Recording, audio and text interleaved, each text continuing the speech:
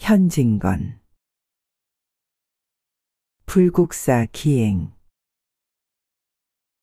7월 12일 아침 첫 차로 경주를 떠나 불국사로 향하다. 떠날 임시의 봉황대에 올랐건만 잔뜩 찌푸린 일기의 짙은 안개는 나의 눈까지 흐리고 말았다. 시포를 늘어놓은 듯한 희미한 강줄기, 몽롱한 무덤의 봉우리, 쓰러지는 듯한 초가집 추녀가 도무지 눈물겹다. 어젯밤에 나를 부여잡고 울던 옛 서울은 오늘 아침에도 눈물 거두지 않은 듯 그렇지 않아도 구슬픈 내 가슴이 얻은 심란한 이 정경에 어찌 견디랴. 지금 떠나면 1년, 10년 혹은 20년 후에나 다시 만날지 말지. 기약 없는 이 작별을 앞두고 눈물에 젖은 이내 얼굴. 내 옷소매가 축축이 젖음은 안개가 녹아나린 탓만이 아니리라. 장난감 기차는 반시간이 못되어 불국사역까지 실어다 주고 역에서 등대했던 자동차는 십리길을 단숨에 껑청껑청 뛰어서 불국사에 대었다. 뒤로 토암산을 등지고 왼편으로 울창한 송림을 끌며 앞으로 광활한 평야를 내다보는 절의 위치부터 풍수쟁이 아닌 나의 눈에도 벌써 범상치 아니했다. 더구나 돌 층층대를 쳐다볼 때에 그 굉장한 규모와 섬세한 솜씨에 눈이 어렸다. 초창 당시엔 낭떠러지로 있던 곳을 돌로 쌓아 올리고 그리고 이 돌 층층대를 지었음이리라. 동쪽과 서쪽으로 갈리어 위아래로 각각 둘씩이니 전부는 4개인데 한 개의 층층대가 대개 17, 8개 단위요. 길이는 57, 8척으로 양가에 놓인 것과 가운데에 뻗친 놈은 돌 한 개로 되었으니 얼마나 끔찍한 인력을 들인 것인가를 짐작할 것이요. 오늘날 돌로 지은 대건축물에도 이렇듯이 대필민 듯한 돌은 못 보았다 하면 얼마나 그때 사람이 돌을 곱게 다루었는가를 깨달을 것이다. 돌 층층대의 이름은 동쪽 아래의 것은 청운교, 위의 것은 백운교여 서쪽 아래의 것은 연화교, 위의 것은 칠보교라 한다. 층층대라 하였지만 아래와 위가 연락되는 곳마다 요새 말로 네모난 발코니가 되고 그 밑은 아치가 되었는데 인도자의 설명을 들으면 옛날에는 오늘날의 잔디밭 자리에 깊은 연못을 팠고 아치 밑은 맑은 물이 흐르며 그림배가 드나들었다 하니 돌 층층대를 다리라 한 옛 이름의 유래를 터득할 것이다. 층층대 상하에는 손잡이 돌이 우뚝우뚝 서고 쇠사슬인지 은사슬인지 둘러 꿰인 흔적이 아직도 남았다. 귀인이 이 절을 찾을 때엔 저편 목가에 내려 그림배를 타고 들어와 다시 보교를 타고 이 돌 층층대를 지나 절 안으로 들어가기도 하였단다. 너른 못에 연꽃이 만발한데 다리 밑으로 돌아드는 맑은 흐름엔 으리으리한 누각과 석불의 그림자가 용의 모양을 그리고 그 위로 소리 없이 떠나가는 그림배. 나는 당년의 광경을 머릿속에 그리며 스스로 황홀하였다. 활동 사진에서 본 물의 도시 베니스의 달빛 낀 바닷가에 그림배를 저어가는 청춘 남녀의 광경이 선하게 나타난다. 이 돌 층층대를 거치어 물루를 지나서니 유명한 다보탑과 석가탑이 눈앞에 나타난다. 이 두 탑은 물론 돌로 된 것이다. 그렇다. 그것은 만져보아도 돌이여 두들겨 보아도 돌임에 틀림이 없다. 그러나 석가탑은 오히려 그만둘지라도 다보탑이 돌로 되었다는 것은 아무리 하여도 눈을 의심치 않을 수 없었다. 연한 나무가 아니요 물씬물씬한 밀가루 반죽이 아니고 육중하고 단단한 돌을 가지고 저다지도 곱고 어여쁘고 의젓하고 아름답고 빼어나고 공교롭게 잔손질을 할 수 있으랴. 만일 그 탑을 만든 원료가 정말 돌이라면 신라 사람은 돌을 돌같이 쓰지 않고 마치 콩고물이나 팥고물처럼 마음대로 뜻대로 손가락 끝에 휘젓고 주무르고 하는 신통력을 가졌던 것이다. 귀신조차 놀래고 울리는 재주란 것은 이런 솜씨를 두고 이름이리라. 탑의 내면엔 자그마한 어여쁜 층층대가 있고 그 층층대를 올라서니 가운데는 위층을 떠받치는 중심 기둥이 있고 내 귀에도 병풍을 겹쳐 놓은 듯한 돌기둥이 또한 섰는데 그 기둥과 두 층대의 석반을 받은 얼음에는 나무로도 오히려 깎아내기가 어려울 만한 소로 접시받침과 튼튼하게 아름답게 손바닥을 벌리었다. 지붕 위에 이중에 네모난 돌 난간이 둘러 쟁반 같은 2층 지붕을 받들었고 그 위엔 팔모난 돌 난간과 세상에도 진기한 꽃잎 모양을 수놓은 듯한 돌쟁반이 탑의 팔모난 난간을 받들었다. 석공이 기절했던 것은 물론이거니와 이런 기상 천외의 의장, 물건의 겉을 꾸미는 도안은 또 어디서 온 것인고. 바람과 비에 시달린 지 천여 년을 지낸 오늘날에도 조금도 기울어지지 않고 옛 모양이 변하지 않았으니 당대의 건축술 또한 놀랄 것이 아니냐. 들음에 이 탑의 내 귀에는 돌 사자가 있었는데 두 마리는 동경 모 요리점의 손에 들어갔다 하나 숨기고 내어놓지 않아 사실 진상을 알 길이 없고 한 마리는 지금 영국 런던에 있는데 다시 찾아오려면 500만 원을 주어야 내어놓겠다 한다던가.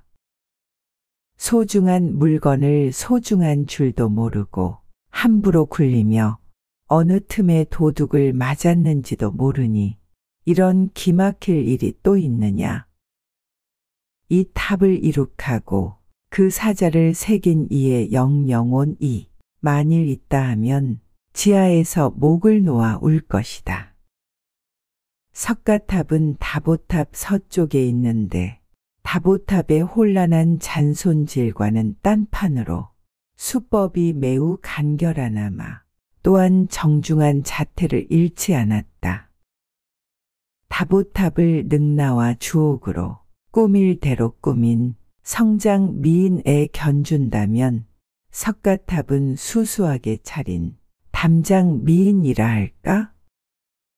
높이 27척, 층은 역시 3층으로 한 층마다 수려한 돌병풍을 두르고 병풍 내 귀의 병풍과 한데 어울러 놓은 기둥이 있는데 설명자의 말을 들으면 이 탑은 한 층마다 돌 하나로 되었다 하니 그 웅장하고 거창한 규모에 놀랄 만하다. 이 탑의 별명은 무영탑, 곧 그림자가 없다는 것으로 여기는 사랑과 예술에 얽힌 눈물겨운 로맨스가 숨어 있다.